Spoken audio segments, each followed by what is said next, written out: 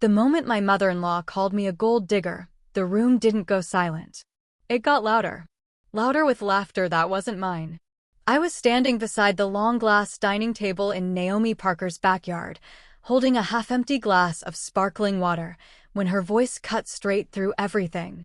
"Oh please," Naomi Parker said, smiling too sweetly. "We all know why Emily Carter married into this family." My chest tightened before my brain could catch up. She turned toward the crowd, lifting her champagne glass like she was making a toast. A gold digger always smiles the widest at the buffet. Laughter rippled across the 50 guests like a wave I couldn't outrun. I felt my fingers stiffen around the glass. No one stepped in. Not even my husband. Ethan Caldwell stood a few feet away, frozen, his jaw tight, but silent. That silence hurt more than anything Naomi said. I swallowed slowly, feeling every pair of eyes on me. I could feel the heat crawling up my neck. I could feel my heartbeat in my ears. But I didn't cry. I didn't shrink. I just stood there.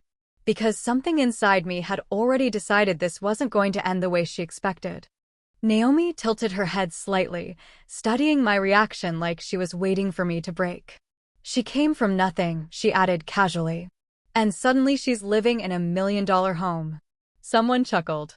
Someone else whispered something I couldn't quite hear. I glanced around the yard. Crystal lights hung above us. Soft jazz played near the pool. Perfect people in perfect outfits pretending they weren't watching me fall apart. Except I wasn't falling apart. Not anymore. I placed my glass down carefully on the table. My hands were steady now. That surprised me. I turned toward Ethan for a second. He still hadn't moved. That told me everything I needed to know. I exhaled slowly. Then I smiled. Not the polite smile I had been wearing all evening. A different one. A calm one. "I think you're right, Naomi," I said softly.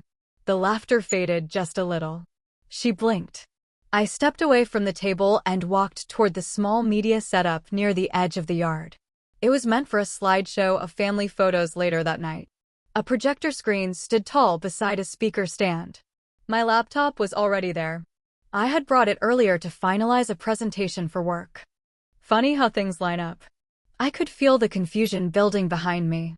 People shifted. The music continued, but no one was listening anymore.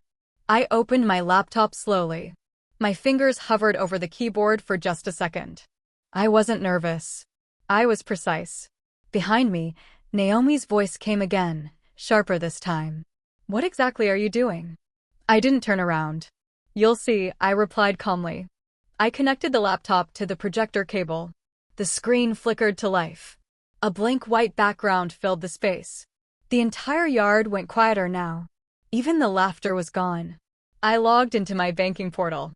Every click felt louder than it should have. My heartbeat stayed steady. I typed my password. Pressed enter. The screen loaded.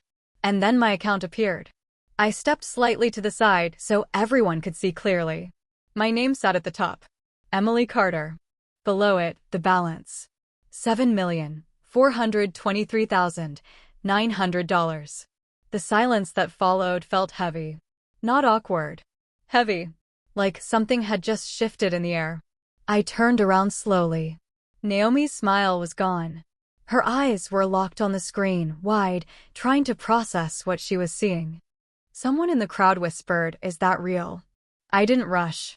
I walked back toward the center of the space, letting them look. Letting it sink in. "I didn't marry Ethan for money," I said quietly. My voice carried further now. I had more than enough before I met him. Ethan finally moved. He stepped forward slightly, his expression confused, almost shaken. "You never told me," he started. I looked at him, holding his gaze. "You never asked," I said. That landed harder than anything else I had said. Naomi took a step forward, her composure cracking. "This doesn't prove anything," she snapped. "It proves everything," I replied. I turned back toward the screen and clicked again. Another window opened. A list of transactions. Large ones. Consistent ones. Property investments. Business holdings. Quiet, steady growth over years. "I built this before I ever met your son," I said. My voice stayed even, but inside, something was finally releasing. Years of small comments, side glances, assumptions, all of it. Naomi shook her head slightly, like she was trying to reject reality. That doesn't make sense, she murmured. I stepped closer to her now. It doesn't have to make sense to you, I said softly. It just has to be true. The guests weren't laughing anymore. They were watching her. The shift had happened. I could feel it. Ethan ran a hand through his hair, clearly struggling to catch up. Why didn't you ever say anything? He asked again. I looked at him carefully. I wanted to be loved without numbers attached to me, I said. That silence hit differently. Not heavy this time. Just honest.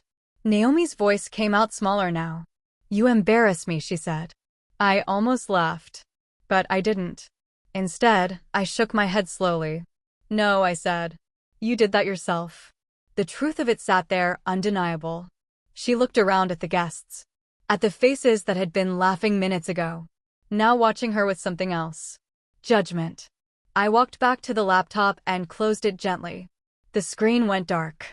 But the moment stayed. I turned back toward the crowd one last time. I didn't come here to prove anything, I said. I came here to belong. My voice softened slightly. But I'm not going to shrink to make someone else feel bigger. No one said anything. There was nothing left to say. I picked up my bag from the chair near the table. Ethan stepped toward me quickly. Emily, wait, he said. I paused, but I didn't turn fully. I need time, I told him quietly. Because I did. Not from the party. From everything. I walked past him, past the lights, past the perfectly arranged tables. The air outside the gate felt different. Cooler. Clearer. For the first time that night, I exhaled without tension. Behind me, the party continued. But it wasn't my world anymore. Not the way it had been. And somehow, that didn't feel like a loss. It felt like clarity.